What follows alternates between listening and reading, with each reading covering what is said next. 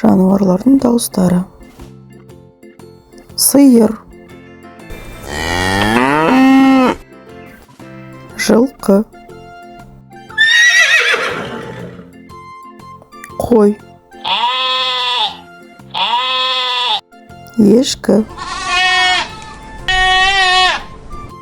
есек, ит, мысық, әтеш, тауық, үйрек, түйе.